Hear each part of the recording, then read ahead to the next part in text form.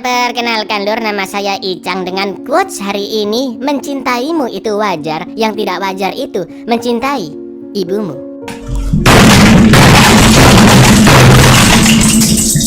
Sesuai requestan dari kalian, kali ini kita akan mengalir film yang banyak sekali kalian request. Sekitar 3.400.000 komen lah Lur. Apalagi kalau bukan Saw X atau Saw 10 tahun 2023. Buat yang nggak ngikutin film Saw karena lemah mental atau mungkin lupa sama filmnya, tenang, nggak terlalu berpengaruh kok Lur. Dan di sini juga sudah tak jelasin dikit-dikit. Saw 10 bercerita tentang psikopat legendaris yaitu John Kramer alias Jigsaw yang diperlihatkan sedang mencari cara mengobati kanker otaknya. Namun pada akhirnya dia harus menguji sekelompok orang dalam permainan gilanya karena mereka telah melakukan perbuatan yang sangat tidak bermoral. Seperti apakah kengerian film satu ini? Pertama, bocil out. Kedua, yang mentalnya semilekete juga mending out Lur.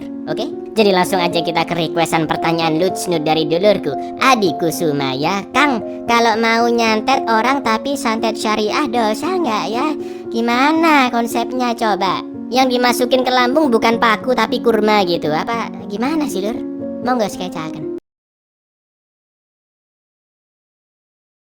Buat yang belum pernah lihat Saw Lur, atau mungkin kalian lupa, sedikit penjelasan tentang Jigsaw atau nama aslinya John Kramer Lur. Bahwa si mbah-mbah satu ini adalah seorang insinyur dan arsitek awalnya. Tapi ketika mengetahui istrinya keguguran dan John divonis kanker otak, dia akhirnya mencoba bundir tapi masih selamat. Disitulah awal mula pemikiran gilanya. John sadar bahwa banyak manusia yang tidak menghargai atau menyia-nyiakan hidupnya, seperti para kriminalitas, orang-orang yang berperilaku buruk, dan orang-orang yang memiliki masalah pribadi sangat kelam. Maka dari itu John akan menguji mereka dalam sebuah permainan jebakan mematikan beserta petunjuk cara meloloskan diri, namun dengan cara yang begitu ekstrim, sadis, dan mengerikan. Tujuannya adalah jika korban-korbannya berhasil selamat, maka mereka akan lebih menghargai hidup. Ya tapi nggak gitu juga dong caranya dong. Bagaimana begitu psikopat bukan karakter satu ini? Masuk kita ke filmnya Lur. Berlatar di antara film Saw 1 dan Saw 2, film diawali dengan John Kramer yang baru selesai melakukan scan MRI untuk mengetahui kondisi kanker otaknya, dan hasilnya akan keluar esok hari. John juga beberapa kali menghadiri kelompok pendukung kanker yang salah satu anggotanya bernama Henry, penderita kanker pankreas stadium 4 dan sangat mematikan. Namun Henry akan terus melawan penyakitnya sampai dia sembuh. Keesokan harinya dokter pun menyampaikan hasil scan MRI yang ternyata John hanya memiliki waktu hidup beberapa bulan saja karena kanker otaknya sudah masuk stadium akhir. Meskipun dokter menyarankan agar John menghabiskan waktu dengan beristirahat, namun John tidak mau menerima kematiannya semudah itu. John yang akan pulang dari rumah sakit pun sempat melihat mas-mas OB, sebut saja Pak Ijo, yang nekat mencuri barang berharga pasien. Dan jelas dia akan menjadi target permainan mematikan John Kramer selanjutnya, ya kan? Inilah Saw 10.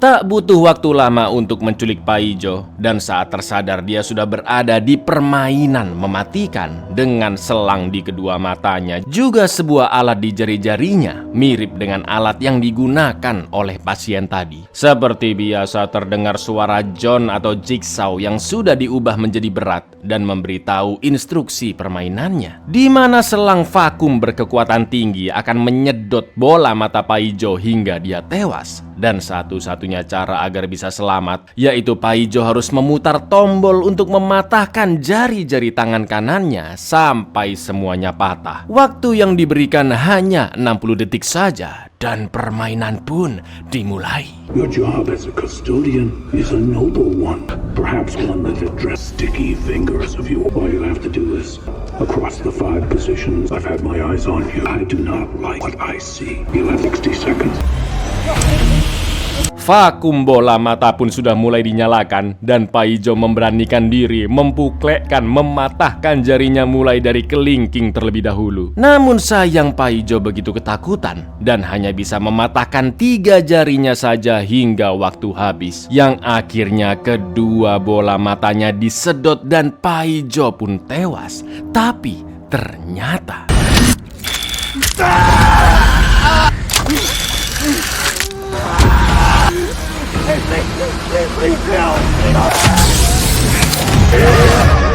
ya, itu hanyalah imajinasi John saja. Dan karena Paijo tahu dia sedang diperhatikan, barang-barang pasien itu pun akhirnya dikembalikan. 4 bulan telah berlalu, John yang berada di warkop sudah pasrah dengan hidupnya dan akan menandatangani surat wasiat. Namun tiba-tiba dia melihat Henry, penderita kanker pankreas di kelompok pendukung, yang terlihat sehat nan bugar, tidak seperti orang sakit. John pun menyapa Henry dan mereka akhirnya ngobrol ngalor ngidul. Usut punya usut, Henry menemukan artikel tentang dokter spesialis bernama Finn Pedersen yang memiliki terobosan pengobatan ampuh untuk menyembuhkan kanker, yaitu campuran obat khusus dan metode operasi khusus. Henry yang mencoba pengobatan Dr. Finn 4 bulan lalu akhirnya pulih secara total dari penyakitnya. Namun sayang lokasi pengobatan berada di Norwegia karena obat khusus tersebut tidak disetujui oleh BPOM atau pihak rumah sakit manapun. Henry akhirnya memberikan link website pengobatan Dr. Finn dan mendoakan John agar bisa segera sembuh.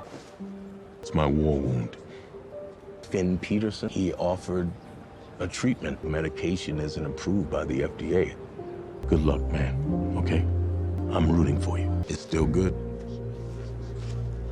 Sesampainya di rumah, John langsung browsing tentang Dr. Finn Pedersen yang di salah satu wawancara memberitahu cara kerja penyembuhan kankernya, yaitu dengan campuran obat-obatan mutakhir dikombinasi dengan operasi yang bisa membuat sel-sel kanker ganas mati dengan sendirinya. John yang sangat yakin pun membuka link website yang diberikan Henry, dan ternyata saat ini pengelola kliniknya sudah digantikan oleh anak Dr. Finn, yaitu Dr. Cecilia Pedersen. Di videonya Cecilia memberitai bahwa saat ini ayahnya sedang bersembunyi dari pemerintahan korup juga perusahaan farmasi besar karena pengobatan Dr. Finn dinilai merugikan pihak-pihak tersebut yang memproduksi obat-obat kanker seumur hidup, ya kan? Kalau bisa sembuh setelah konsumsi obat dan operasi di tempat Dr. Finn, nggak perlu lagi beli-beli obat paracetamol dan kawan-kawan di apotik dong, ya kan lur? Dan itu akan merugikan perusahaan farmasi maupun pemerintah. John pun langsung mengirimkan data diri beserta keinginannya untuk berobat setelah mendapatkan rekomendasi dari Henry. Save as many lives as humanly possible, which no more need for lifelong medication.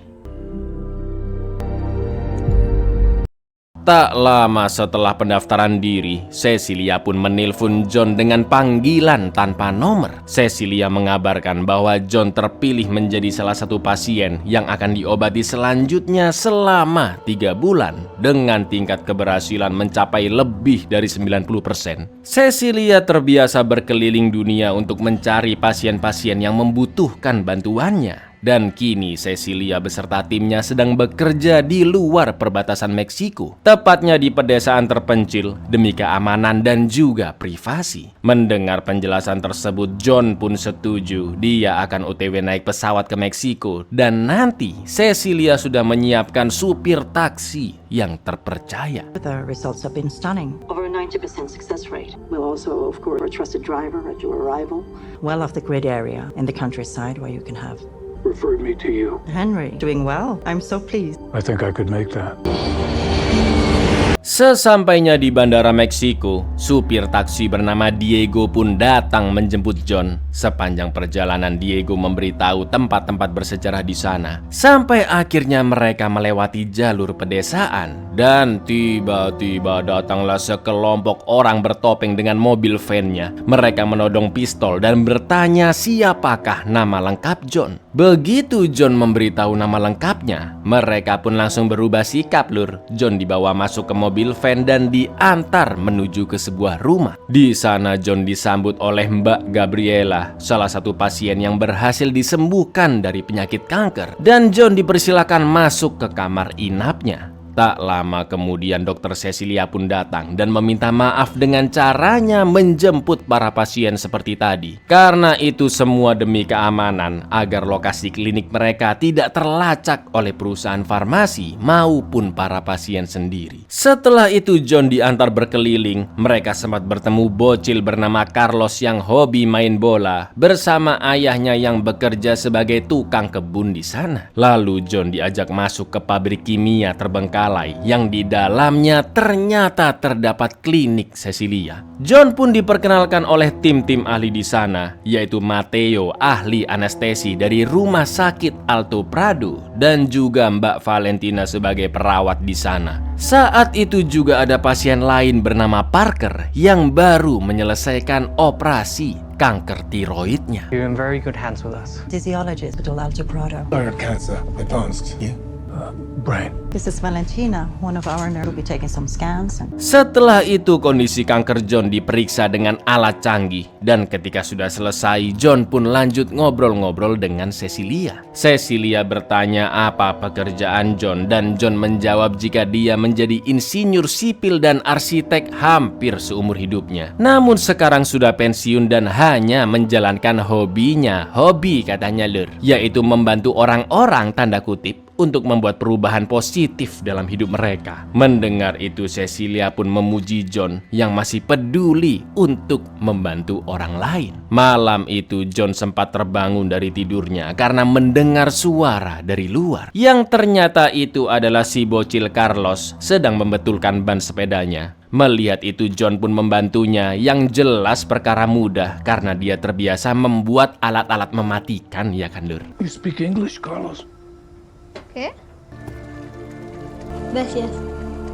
Keesokan harinya sebelum operasi, Cecilia memberitahu bahwa dokter yang akan mengoperasi John bernama Ramon, ahli bedah saraf terbaik yang juga bekerja di Rumah Sakit Alto Prado. Singkat cerita, operasi kanker otak pun dilakukan, di mana John akan dibius namun masih bisa sadar untuk mengecek apakah fungsi motoriknya masih normal. Setelah sebagian rambutnya dicukur lalu dibius lokal dan dibedah, Dr. Ramon meminta John menggerakkan tangannya untuk mengecek fungsi motoriknya. Setelah itu tumor ganas di dalam otak John pun mulai diambil, dan saat itu John bisa melihat langsung dari layar proses operasinya. Dr. Ramon pun meminta Valentina membalik layarnya agar John tidak merasa ngeri. Sampai akhirnya John kembali dibius secara total dan dia terbangun saat operasi sudah selesai.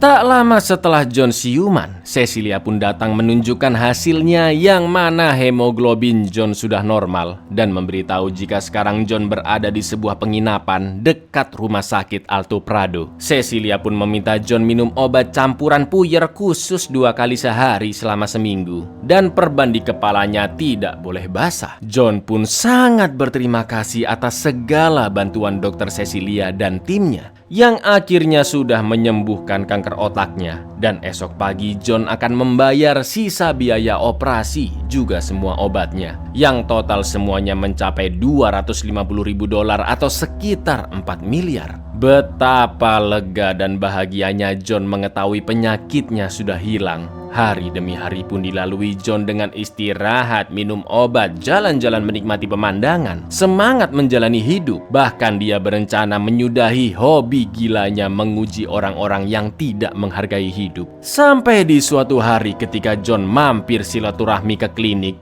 anehnya pintu rumah dalam kondisi terbuka karena ternyata lur. Hello, Gabriela.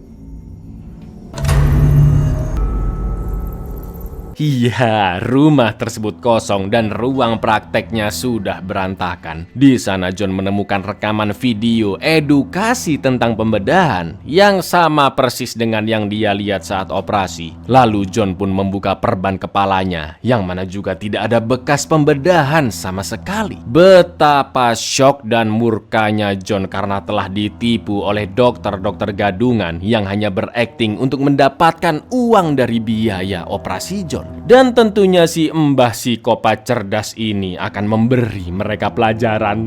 Salah nipu orang mereka ya, mamam.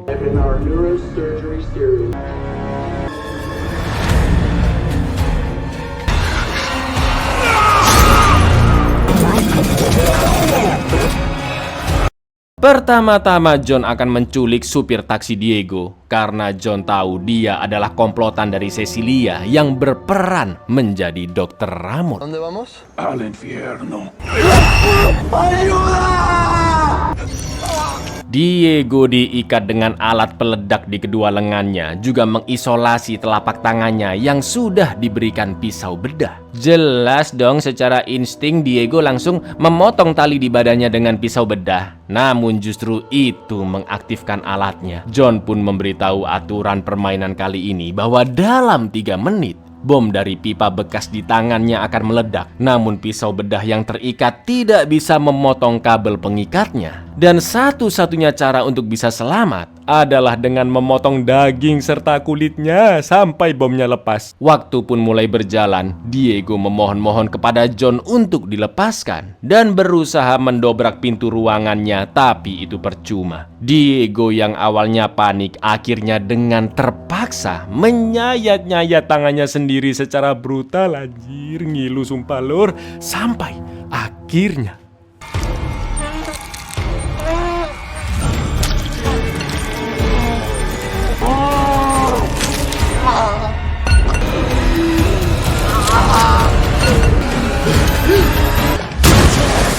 Diego berhasil selamat dan John pun langsung memberikan kotak P3K untuk mengobati kedua tangannya. Ingat lur, John akan mengobati orang yang berhasil selamat dari permainan karena dianggap dia layak mendapat kesempatan. Setelah itu John menelpon anak buahnya untuk datang membantu dirinya. Perburuan komplotan dokter gadungan pun dimulai. Valentina yang ternyata seorang wanita open BO diculik saat baru pulang dugem. Berikutnya adalah Matteo dan Gabriela. Matteo berprofesi sebagai OB di toko anjing, namun sebenarnya dia adalah pengedar obat-obatan. Sementara Gabriela adalah pecandu obat yang menjadi customer tetapnya Matteo. Begitu Matteo selesai bertransaksi dengannya, dia langsung disetrum hingga pingsan dan diculik. Sedangkan Gabriela diculik ketika lagi asik ngepil di dalam toilet. Necesitas conseguir otro distribuidor.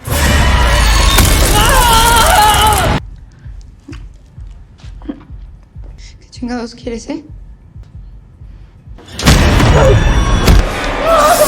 Di lain sisi, Cecilia akan berangkat ke Bolivia untuk mencari korban-korban baru dan tentunya akan merekrut orang-orang lokal di sana untuk menyamar. Terlihat identitas pasien-pasien yang berminat disembuhkan oleh Cecilia dengan nominal biaya yang sangat-sangat fantastis. Terlihat foto John yang dibuang karena dia sudah berhasil ditipu. Dan juga ada uang-uang bayaran yang sudah disiapkan untuk Matteo, Gabriela, dan lain-lain. Tak lama kemudian terdengar suara dari luar rumahnya. Cecilia pun segera mengecek CCTV dan yang terjadi. I've got a gun.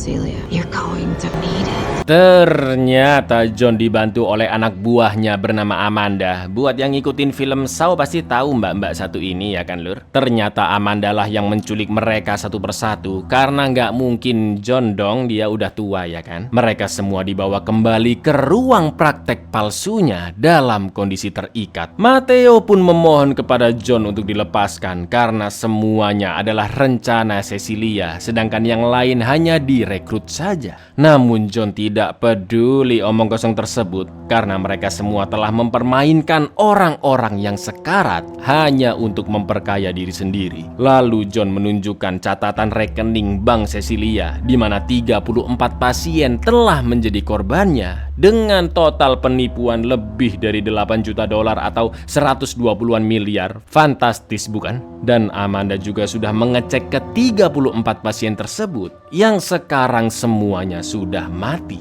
Uang tunai Cecilia di rumahnya juga sudah dibawa oleh John dan Amanda yang disimpan di ruangan atas. Sudah jelas-jelas salah, namun Cecilia masih mengatakan jika pekerjaannya memang menyembuhkan orang. Namun penyakit John adalah kasus yang berbeda. Jelas John pun hanya tersenyum mendengar bualan tersebut.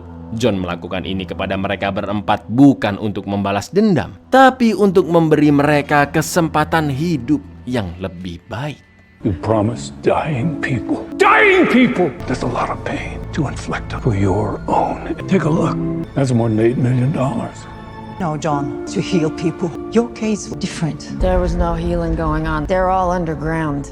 Orang pertama yang akan bermain adalah Valentina. Dia harus memotong kaki kanannya di titik yang sudah ditandai menggunakan gergaji gigli yang memang khusus untuk memotong tulang. Masih belum selesai lur. Setelah terpotong, Valentina harus menyedot sumsum tulang pahanya sampai beratnya cukup untuk menonaktifkan kawat tajam yang bisa memotong lehernya. Dan waktu Valentina hanya 3 menit untuk memotong kaki plus menyedot sumsum. John dan Amanda akan memantau dari ruangan atas. Lalu tepat ketika Valentina mengambil gergajinya, waktu pun secara otomatis mulai berjalan. You can do this. No, I can't.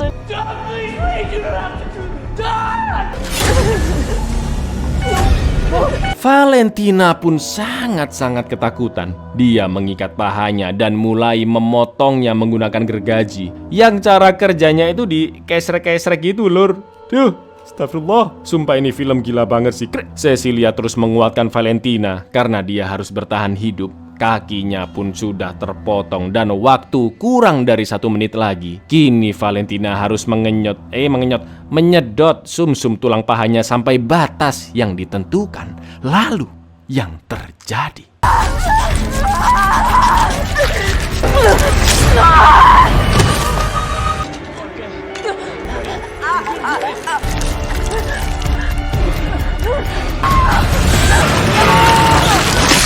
Cecilia, Matteo, dan Gabriela pun syok melihat kematian Valentina yang begitu tragis. Tak lama kemudian terdengar bunyi telepon dari HP Cecilia yang telah ditaruh Amanda di troli sebelum permainan dimulai. Namun lokasinya berada di tengah-tengah mereka. Mumpung John dan Amanda tidak memantau karena sedang membahas permainan selanjutnya, mereka pun berusaha mengambil HP tersebut untuk meminta pertolongan. Dengan edannya, Cecilia merobek perut mayat Valentina menggunakan besi yang dia temukan. Tujuannya apa lur? Mengambil ususnya untuk dikalungkan ke troli, digeret ke arahnya dan HP pun berhasil didapatkan. Tapi baru saja telepon tersambung ke seseorang, Amanda pun datang dan langsung menyetrum kalung yang sudah dipakaikan ke Cecilia.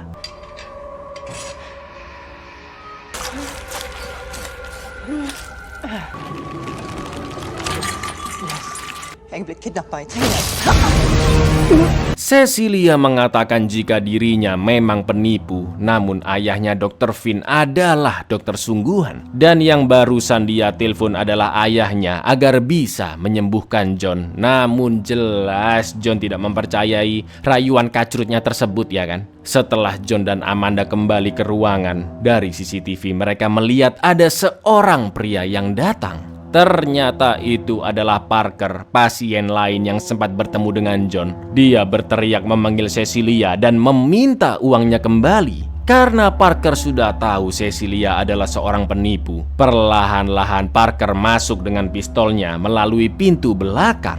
Dan tiba-tiba Parker tersadar dalam kondisi terikat tepat di depan Amanda dan John. Parker mengatakan jika dia ingin mengambil uangnya kembali dan membalas perbuatan Cecilia. Namun John menjawab jika Cecilia dan komplotan penipunya sedang dalam permainan, seperti Valentina yang sudah mati karena gagal melewati ujian permainan tersebut. Untuk masalah uang milik Parker sudah aman karena John sudah menyimpan uang tunai milik Cecilia di dalam sana. Tapi Parker tidak diizinkan menemui Cecilia sekarang karena Cecilia harus menyelesaikan permainannya. John pun meletakkan pistol milik Parker di lemari, lalu dia memerintahkan Amanda untuk lanjut ke permainan berikutnya, yang sekarang adalah giliran Gabriella. Namun karena Amanda merasa iba dengan wanita itu, dia pun akan melanjutkan permainan ke Matteo terlebih dahulu. Why don't you go and prepare Gabriella for the next game? One way or another, it's all gonna work out according to plan. But the anesthesiologist is next. That's how I don't shoot that thief in the face.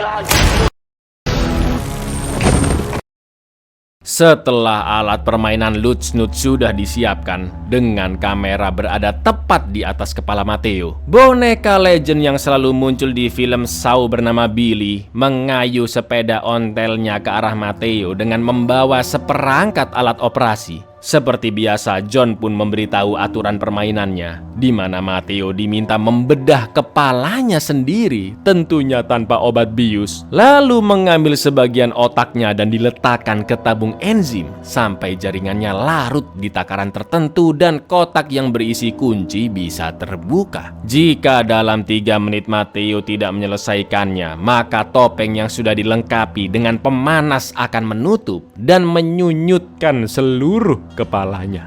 Place a big enough piece of your cerebral tissue. Enzymes will dissolve to close circuit. The only thing I have not your anesthetic. I need to take this thing off.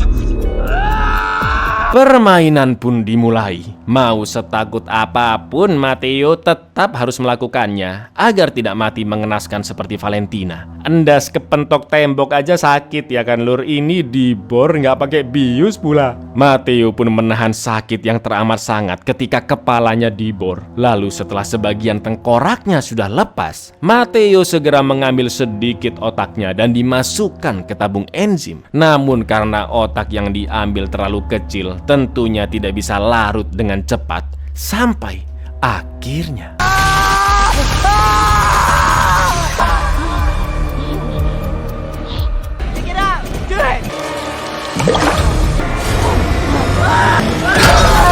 Lagi-lagi waktu sudah habis dan Matteo pun tewas. Di lain sisi, John meminta Amanda untuk meneruskan pekerjaan mereka nanti ketika dirinya sudah tewas akibat kanker, dan Amanda pun hanya bisa menangis mendengarnya. Setelah itu Parker yang sudah bisa dipercaya akhirnya dilepaskan, dan permainan berikutnya adalah giliran Gabriella. Rantai Gabriella ditarik hingga dia tergantung dengan wajahnya tepat di depan mesin radiasi. Mesin radiasi yang biasa dipakai untuk pengobatan tidak bisa dianggap enteng lur, karena jika suhunya terlalu ekstrim maka manusia bak keju mozzarella yang mudah meleleh. Satu-satunya jalan keluar adalah dengan menggunakan palu yang sudah disiapkan untuk menghancurkan pergelangan tangan dan kakinya agar bisa terlepas dari rantai. Bisa dibilang ini permainan paling ringan lur dibandingin sama yang sebelum-sebelumnya ya kan. Gabriella pun mulai memukuli pergelangan kakinya dengan harapan dia bisa berayun ke sisi lain dan wajahnya terhindar dari mesin radiasi.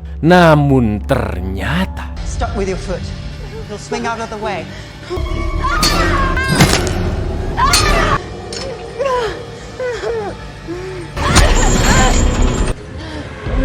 ternyata mesin secara otomatis mengikuti di mana wajah Gabriella, yang mana artinya dia harus menghancurkan pergelangan tangannya juga. Dan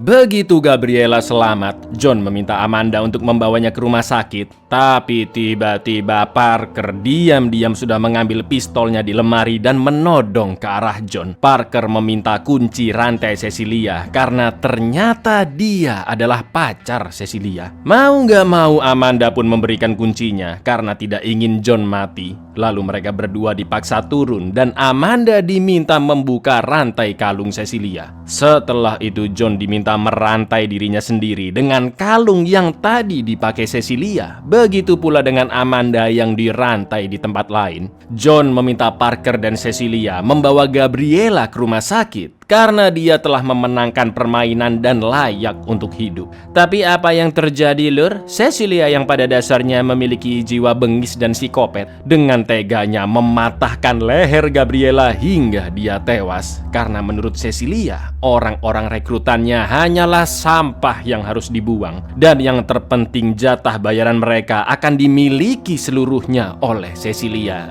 Maruk.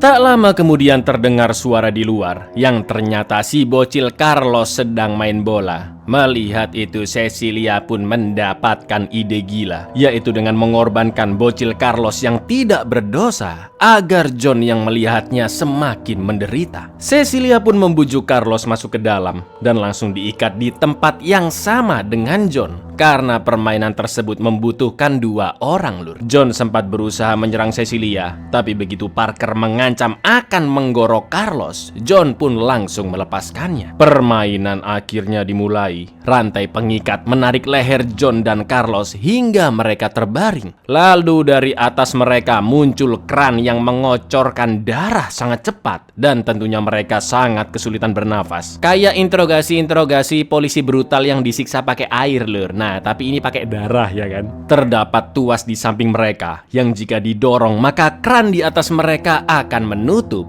Namun John rela mengorbankan diri dan justru menarik tuas tersebut demi menyelamatkan Carlos.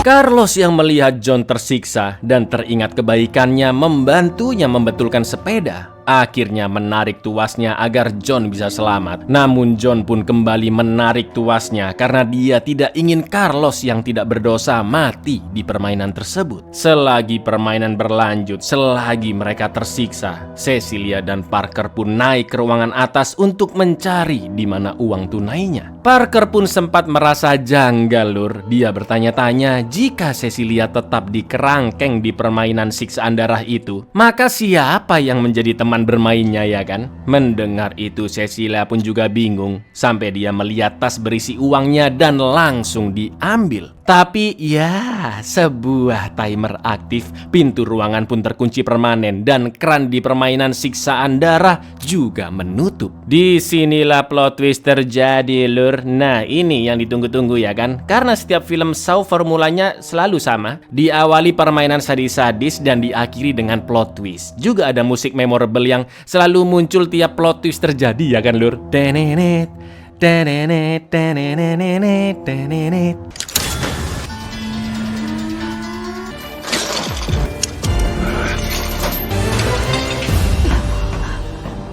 It's the money.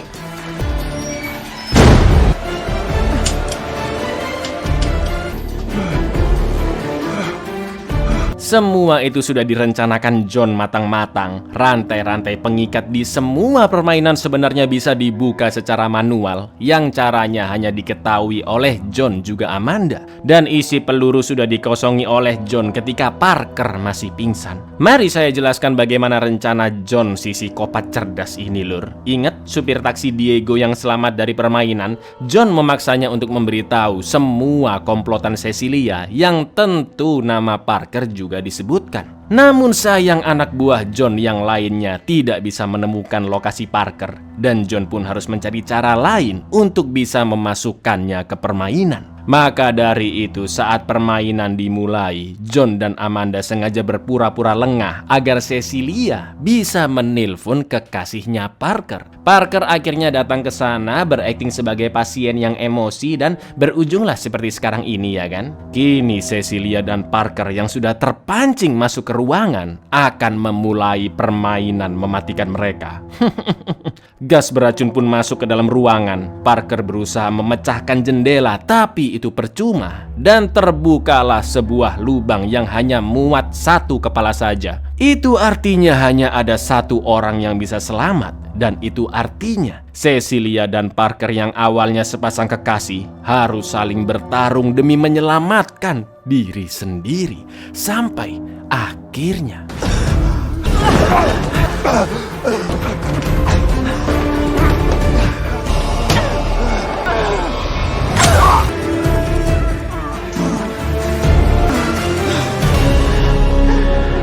Cecilia yang membunuh Parker akhirnya berhasil selamat, namun dia tetap terkurung di ruangan tersebut. Sementara John memberikan seluruh uang tunai Cecilia yang ternyata berada di bawah kepada Carlos. Mereka bertiga pun akhirnya keluar dari gedung tersebut, meninggalkan Cecilia yang tidak dijelaskan nasibnya. Apakah dia mampu bertahan hidup dan bisa keluar dari ruangan itu? Atau mati karena kelaparan dan kehausan?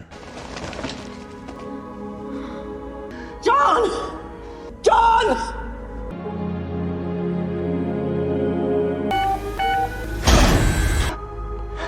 Belum selesai dong. Masih ada mid credit scene sedikit lur. Beberapa saat setelah permainan Cecilia dan yang lainnya tadi, masih ada satu komplotan Cecilia yang tersisa. Siapa lagi kalau bukan Henry yang bertugas mencari korban penipuan, di mana Henry telah ditangkap dan berada di toilet bekas dengan dua mayat pria lain yang sudah membusuk. Betul, ini adalah toilet tempat permainan di film Saw pertama lur. John dibantu oleh anak buahnya yang lain, yaitu detektif Mark Hoffman yang telah memasang alat pencabik perut kepada Henry. Pakai acara nipu-nipu kanker pankreas sih, Hen hancur beneran pankreas Anda ini kan. Permainan pun dimulai dan tentunya Henry pun tewas dengan kondisi yang mengerikan. Now, I want to play a game.